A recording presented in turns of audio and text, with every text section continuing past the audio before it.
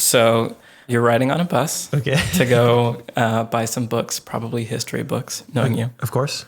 When someone stands up on the bus, pulls out a knife, and puts the knife to a woman's throat and looks at you and says, you have to lick the bottom of everybody's shoes on this bus or I'm going to kill her.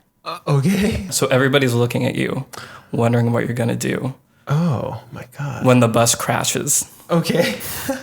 Glass explodes, people go flying, there are serious injuries, tips over, it's on its side. You crawl out from under the bus, the glass is cutting open your forearms. You realize you're at the edge of a park, and there are people jogging and walking their dogs, and no one seems to be reacting to the fact that this bus just crashed and people need help, and you want to call for help. And this all feels very realistic to me? Yes, this is absolutely real. Okay. So you need to call for help because no one's coming. Great. There's a morbidly obese man to your left and a woman in a wheelchair to your right. Okay. When the apocalypse comes. Yes. And hell starts raining down from the sky, and meteorites are pelting people, and they are exploding, and you start running for your life. Okay. You find a tree that you are able to hide under as just the world is ending around you. Okay. And when it's all over, you are the sole human survivor on the planet Earth. Okay. Yeah. Yeah. I had this exact same dream 3 nights ago. Years pass. Nature retakes the city. You become one with this nature. And one day you're walking through the park. By myself. By yourself. So I've gotten good at scavenging. Yeah. Yeah. And you see near a park bench, what used to be a park bench, a skunk on the ground. Okay. And you walk over to the skunk. So there's still animals. There's still animals. Just not humans. No humans. You're the last human. You get closer, you can tell it's injured. Okay. It's in a lot of pain. Okay. Next to it are 2 buckets of paint. One's blue and one's red. And the skunk is looking like so upset. Okay. And it looks you into the eyes. It's communicating how desperate it is through its eyes in a way that you've only experienced with a human before. Good. Okay. And it looks up at you. And it says, paint me. What color do you paint it? What have I eaten today? You had some carrots. Okay, I had some carrots? Yeah. Okay. And the colors are blue and red, you said? Yeah. Okay. And I had some carrots. Yeah. Okay. Blue. Okay. Great. All right. So welcome to the podcast. Good. So I think we should introduce ourselves. Sure. Yeah, that sounds good. As if someone isn't listening that's not a friend or family. Sure. Yeah. Yeah. I think we should introduce each other. Okay. Great. Oh, good idea. Yeah. Go ahead and start. Okay. So I'm here with Dan Beckner. I've known Dan for several years. If you were to think of the most unattractive person in the world, like picture that person getting murdered by a new subgroup of humans that are even more unattractive. Dan is the leader of that subgroup. Thank you. You're welcome. But Dan is an actor, has been an actor in many of the films that I've made and worked on, and recently started teaching the last couple of years, and as a history, I don't even know what the best word is. Enthusiast. But you have your master's in history. I'm a master of history. Yes. I'm a master of history. Dan is the master of history. This is Michael Tucker over here. He is an Afro-Eurasian clown / juggler / performance artist. He considers himself a performance artist. He is only 4 feet tall. And he has it's hard for me to describe how this looks, but it's a wig fro, and it's 4 different colors. It's not quite polka dot, but they're just kind of like totally random. The coloring. So that's Michael Tucker. No, Michael Tucker is a filmmaker. He isn't a jazz musician, but I feel like he is one in his soul somehow. I'm just describing each other by what we're not. No, but like, yes, good. No, he's a jazz musician in his spirit, and by that I mean he has extreme rhythm, and he's also calm and cool, and so I think he'd be a very good jazz musician. But he's a filmmaker. That was very nice. Yeah. That's like the coolest description anyone's ever given of me. I think it's true. And mostly when Michael and I hang out, we talk about the universe, actually. We don't really talk about history that much or filmmaking that much. We normally talk about the universe. Yeah. Which is interesting. That is interesting. Yeah. Well, I want to start with history. Oh, and cool. We'll go from there. Cool. So something that I've always wondered, when did you get into history? What made you become a history enthusiast? I mentioned this once in grad school, and I was immediately violently shunned by all of my fellow classmates, partially justifiably so, because it's not historically accurate whatsoever. But that has nothing to do with why I enjoy it. Braveheart, the movie Braveheart, is actually, I think, if my memory serves me correctly, the thing that got me into history and acting. I remember watching that was the first time I ever really wanted to act. I was like, oh, I could do that. I was 13 or something. I totally couldn't have done that. I think I got into history because it's story based and I like stories. Every night before I go to bed, I imagine myself going back in time to a specific time and place and what it would realistically be like. It's not like yay fun adventure. It's like, oh no, even if I'm in medieval England, yeah, I can't adopt their accent and I'm ostracized and people think that I'm a foreigner and I can't fit in properly. But every night I do that. It helps me go to sleep. So I don't know. Yeah, I've just always loved history, and now I'm a teacher and I love it. I feel like I've always appreciated that you take the hyper realistic yes version of it. Yeah. It's what would it actually be like? Yeah. And actually, so I was mentioning this to Michael before we started recording. I was recently interviewing at 4 different schools. I had to create 4 unique sample lessons to teach these kids in front of these administration folk. Very stressful, but my time as an actor helped. Because auditioning, it's essentially auditioning. You're performing for people. Yeah. And the subjects that I had to come up with, they gave me the subjects more or less. One of the subjects was the Black Death. So what do you know about the Black Death?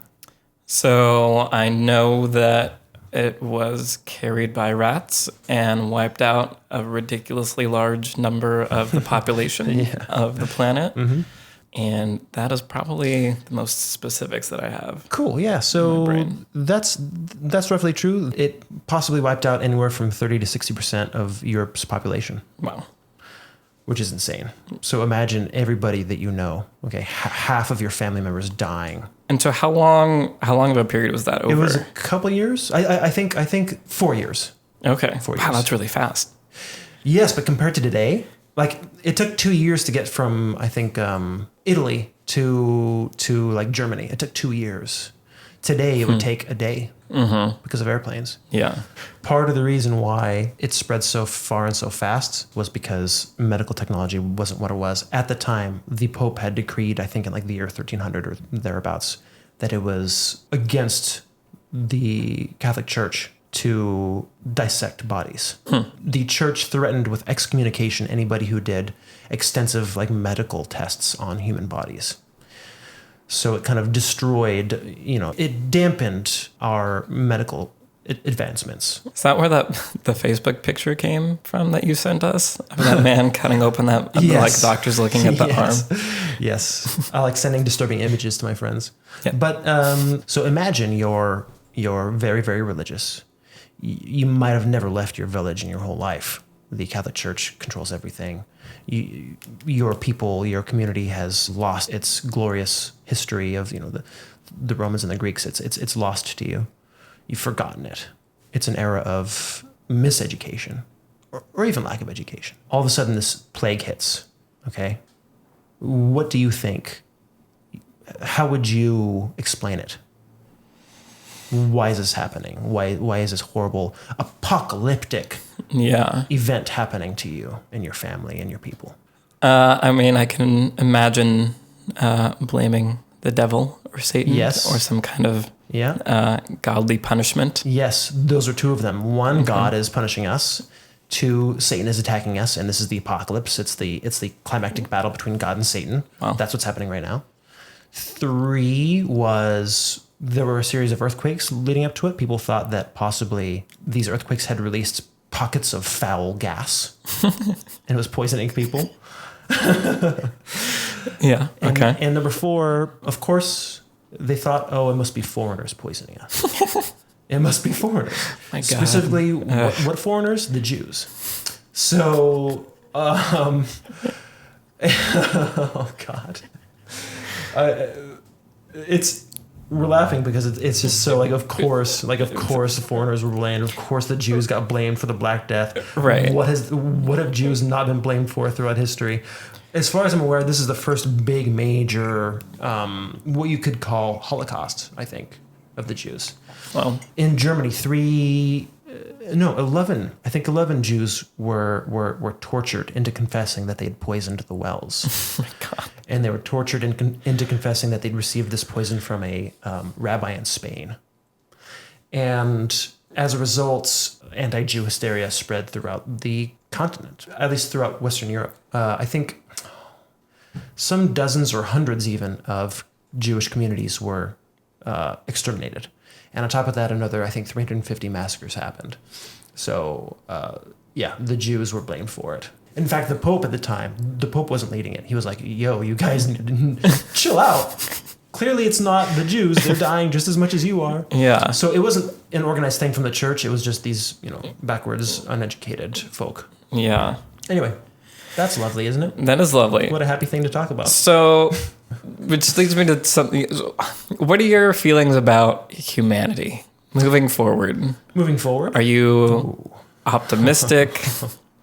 Are you pessimistic? I almost certainly think that there needs to be a wildfire, or that there will be a wildfire. Okay. Talk about what that means. Look at forests.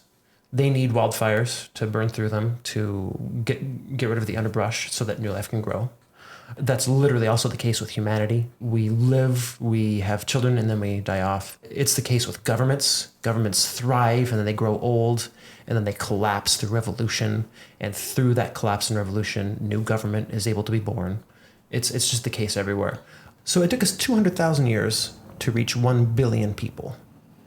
And then it took us another 200 years to tack on another, 6.5 billion? So... So think about that. So my thought on humanity is, I think our generation, it's an experiment. We feel like, oh, this is totally normal. This many humans is totally normal. This is how things have always been. No, not even close.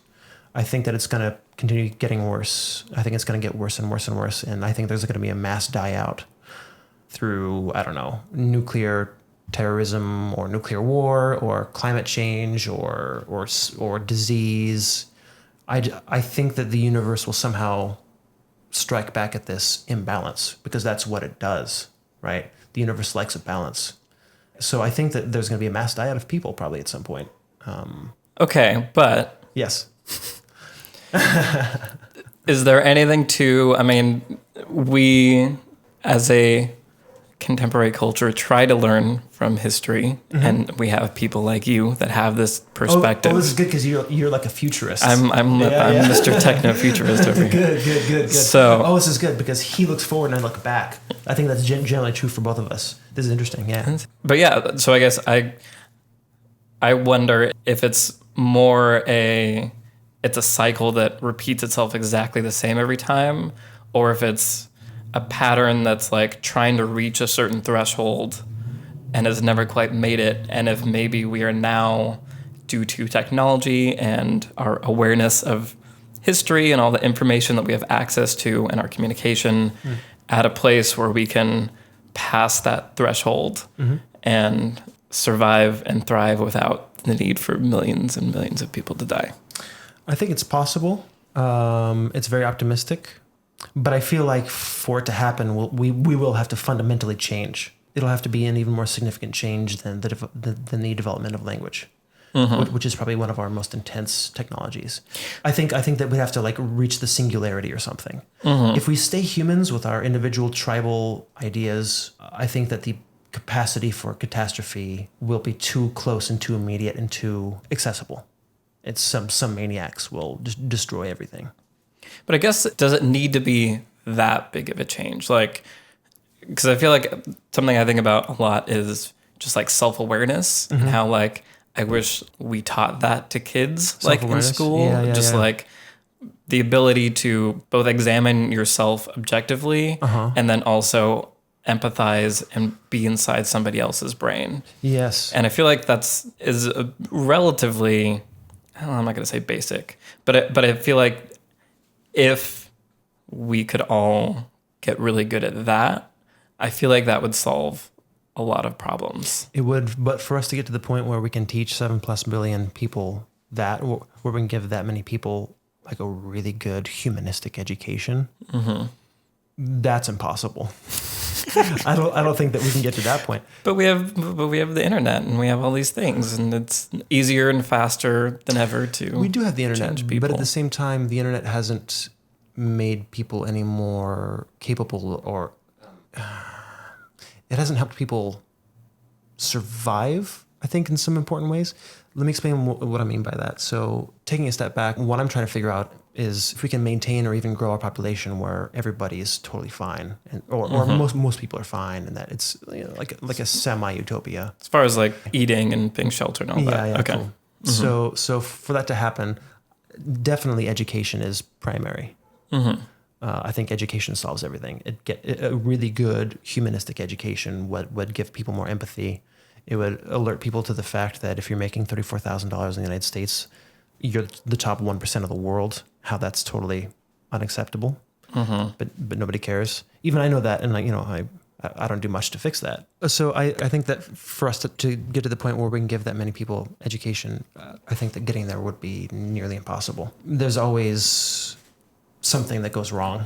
I think that giving everybody a great education would prevent things from going wrong.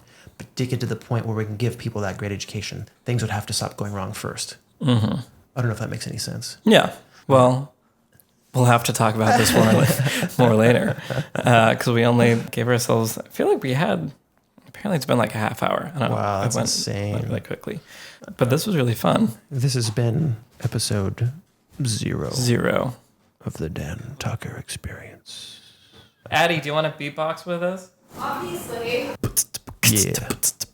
This has been the Dan Tucker Experience, coming to you live.